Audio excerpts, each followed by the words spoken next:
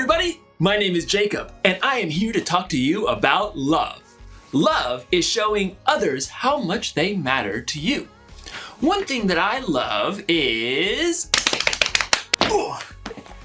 books. Books are good for so many different things, like decorations. As a paperweight! You could play Jenga gently. Or dominoes. But no matter how many uses a book has, they were really made for one important thing. They were made to be read. That is their purpose. Books can teach you things. They can entertain you with stories. They can help you discover how different people live and think. But they can only do all that if you read what's inside. So, in today's story, we're going inside the Bible. And we're starting at the very beginning, where we'll discover how God made you and me for a purpose. Hey, I just thought of another thing you can use a book for. Frisbee! Oh, sorry. Oops. The Bible. It's 66 books of history, stories, letters, and poetry that fit together to form God's one big story. The epic adventure of how He created us and loves us so much that He made a way to rescue us. As we travel through the Bible, from Genesis to Revelation, we discover people who met God and found their lives changed forever. Now, for an amazing story, inspired by the book of Genesis, chapters 1 and 2. In the beginning, there was nothing. Nothing at all. Except for God. But God was so full of love, it couldn't be contained. And that deep love spilled out into the shapeless void. Let there be light. Dazzling light shot through the heavens, blazing and radiant.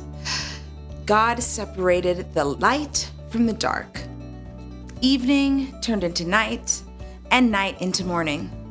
The very first day of all time. But God was just getting started. Let there be a huge space between the waters. Let it separate water from water.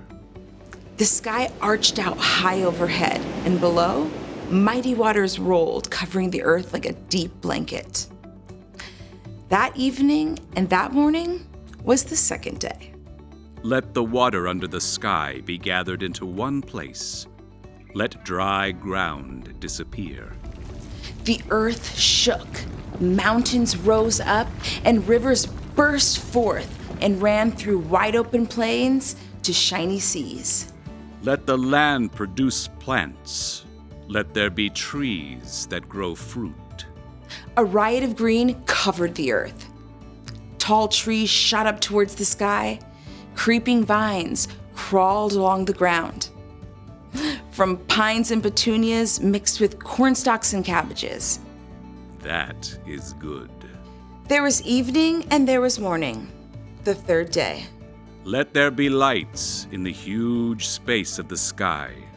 Let them separate the day from the night.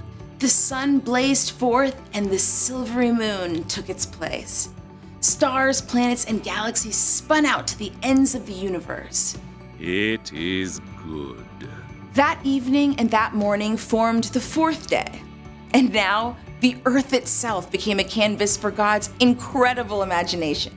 Let the seas be filled with living things. Let the birds fly above the huge space of the sky. Proud eagles soared through the sky, and doves made their nests in the branches below. Dolphins leapt out of the surf, and trout and minnows chased each other through laughing brooks. God bless them all. This is good. There was evening and there was morning, the fifth day. But God wasn't finished yet. Let the land produce every kind of living creature. Huge leathery elephants shook the ground while tiny gray mice scampered at their feet. Lions roared and lambs played tag. Now that is good. The earth was bursting with light and sound and color, but there was no one there to enjoy it. No one there with thoughts and feelings who could share it with God. No one who could love like God. Let us make human beings so they are like us. Let them rule over all the fish and the birds and the creatures. So God got down in the dust of the earth and formed a man in God's very own image. God breathed life into him. Breathing. That feels good. The air smells sweet. God placed the man Adam in a beautiful garden along the banks of a river. Farm the land. Take care of it. Okay. Oats. I think I'll put them in a good crop of oats for oatmeal. And what are these red things? Strawberries, I think. Those should go with cream, if I can think where that comes from. Even with all the things still to be discovered in the garden, though, Adam was still on his own. It is not good for the man to be alone. I will make a helper who is just right for him. So God brought all the living creatures on parade for Adam to care for and name. Perhaps a cow came first. Right. You give cream. And you've got a nice, calm sort of face. I'll call you Cow. Maybe a white-tailed buck came up and nibbled a vine over Adam's shoulder? Oh, dear, that tickles. Oh, dear.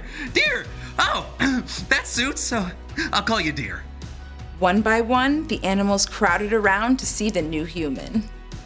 Giraffe. Gerbil. Oh, fox. Alligator. At the end of the day, though, Adam was still alone. This is all amazing, God, but even with a whole litter of puppies snoozing in my lap, I feel like something's missing. Adam had something to care for, but no one to care for him. So God caused Adam to fall into a deep, deep sleep. Then God took a rib from Adam's side and formed it into a woman. Adam woke to something new. Oh, I got a crick in my side. Hello.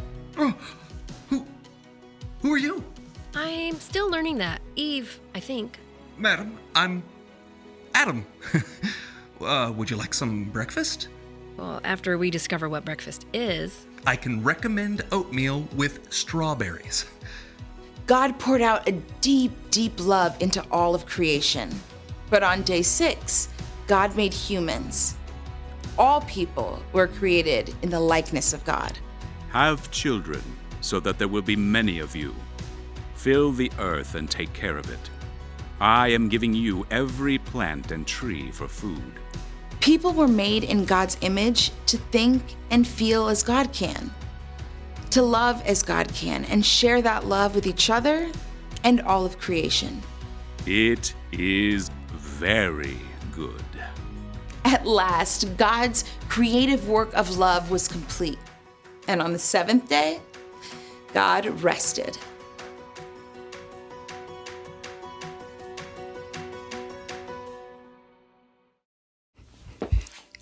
In the beginning, God made a beautiful world, and God made people to take care of that world. But our purpose is even bigger than that. God said it wasn't good for people to be alone, because God knew we would need people to take care of us, and people we could take care of. We were made to love. Now, you can love lots of things, like sports. 3 points. Oh, watching movies. You can love dominoes. You can even love books. But Jesus taught that we should love God and love other people. That's what's most important. It's okay to love things, but we were made to love and take care of each other. That's our purpose. So here's the one thing to remember today. God made us to take care of each other. Be kind to each other. Listen to each other. Pray for each other.